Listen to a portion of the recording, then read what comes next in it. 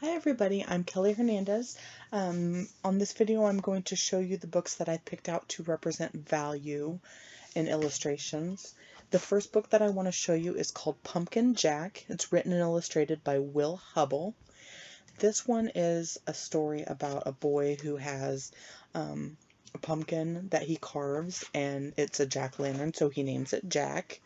And then the story follows the boy as he keeps the jack-o'-lantern as long as he can, but then once it starts to rot, they have to throw it out. So they throw it out in the yard, and it turns to a pile of mush, and it gets all gross, and then the boy's sad because he misses his jack-o'-lantern, but the winter goes by and he kind of forgets about him. Well, then the springtime comes and he finds this little sprout in the yard where he had thrown Jack, and he starts to water it and take care of it, and before you know it, he has a new plant that ends up growing another pumpkin for him, and at the end of the story, he actually carves a new jack-o'-lantern from the pumpkin that he grows. So it's kind of a circle of life type of thing, I guess you could say. So there's some great illustrations in this book, but I wanted to focus, of course, on the ones that show value. The first one that I wanted to show you was after he carves his first jack-o'-lantern. As you can see, I'm going to adjust this a little bit here. They use value to show the light and the dark in the room.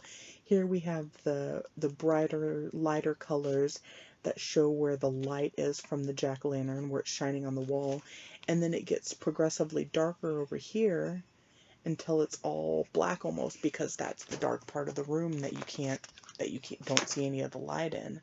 So there was a good example of value. There's a couple of others that I wanted to show you here. This one I really like. It kind of shows a sunset. You can tell it's evening time. But I love the way they've used color and the different tints and shades to show the sunset. You have the different tints of blue and orange and everything to show where the light is hitting the clouds still, and it helps to create that sunset. So the illustrator there is using the value to show the sunset to make you realize it's evening, and you can kind of picture yourself there. And then at the end we have another good example of value with, once again, this is where he has his new jack-o'-lantern from his new pumpkin, and again you can see the light. Especially, I love this on the boy's face. The front of his face is so bright and lit up because he's right in front of that jack-o'-lantern, and then it moves into the shadows in the back, and then of course it gets darker over here on this side of the room where the light's not showing. So there's a couple of great examples of value in this book. But I also wanted to focus a little bit on the form. Starting back at the beginning,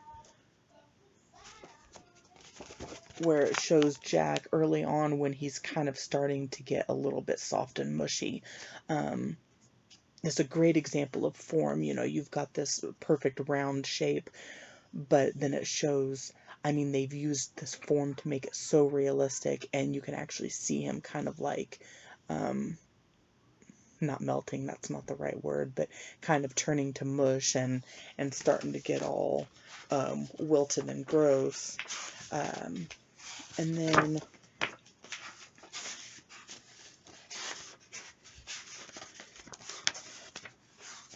then again, we have this one with several pumpkins. Those are the pumpkins that he grew from his new plant that he took care of in the spring.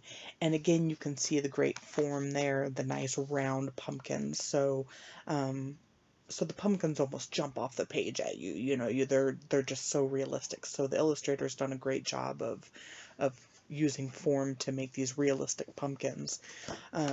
This one, I would say the illustrations are really true to the story as well. You could almost read this story without even having any words in it. The illustrations are so fantastic. So I love that one. The next one I want to show you is called The Wreck of the Zephyr. This one is by Chris Van Allsburg, who I'm sure a lot of you are familiar with. Most people know his more popular books, but he was one of my favorite authors as a kid, so I kind of have everything in his collection, I think. This one is a story, the author, is from the point of the view of the author, where he is visiting this little fishing village and he comes across this shipwreck that's up high on a cliff, and he can't figure out how the shipwreck got there because it's in a weird place. So then this old man comes along and starts to tell him a story about a little boy who used to sail this boat, and then he managed to get the boat to fly, and it flew so high that it landed on the top of this cliff, and that's where it came to rest, is at the top of this cliff where it was a big shipwreck. But nobody ever believed the boy, because nobody believes that a ship can fly. And so the boy was kind of written off as being a little crazy, and he became a loner. And then at the end of the story, we end up finding out that the old man and the little boy are one and the same. So, as with all Chris Van Allsburg books, the illustrations are just phenomenal in this story. They're so unbelievably realistic. But the ones I wanted to focus on that show value, this is one of them. This is before it's starting to storm, but you can kind of see the clouds rolling in, and the illustrator has used value to show the different like dark and light areas of the clouds where you can see the storm coming in. And even in the water, the different colors, the different hints and tints and shades rather are used to show where the water is becoming choppy, and you can see that storm just coming. You can just sense that storm coming in just from looking at the illustrations.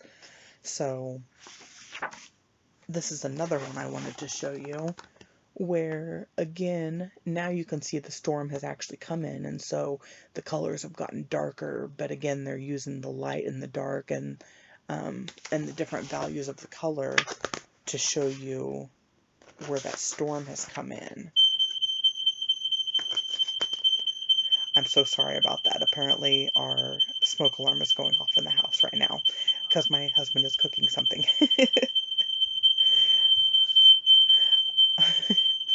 um, then the next one I want to show you, this one actually I wanted to show you as a great example of both value and space. It shows value because of the darker, they're using the darker greens and the darker browns and everything to show the shadowy area where the boy is laying. And then we have the brighter, lighter colors down here to show where it's out in the open and out in the sun. So we're using value to show the different areas, the light and the dark. But also this one is a good representation of space in the picture, because you have the boy who is up close in the foreground and he's bigger, but then down here you have these, obviously they've got to be large sailboats, but they're made a little smaller and lower in the picture to make it look like they're further back and below. So that one actually shows a couple of examples of, like I said, it shows both value and space. And I think there was one more I wanted to show maybe. Oh yes, this was the one I wanted to show. This one I love how it shows the different tints and hues of the color to show where the moonlight is. You can't actually see the moon in this picture, but you perceive it as being behind the sail of the boat because you can see the light. They're using the light and the dark to essentially show where the moon is shining back behind there, as well as in the water you can see the moon shining. So I love this book for having a couple of different examples of showing value using the different light and dark techniques to show different things in the story. So this one, again, I think stays very true to the story. The illustrations are fantastic. They go right along with the book. The illustrations are amazing to look at in Chris Van Allsburg books. I'm sure anyone who's familiar with him already knows that. So fantastic book to check out if you guys haven't already seen that one. So I hope you guys really enjoyed those. Thank you so much.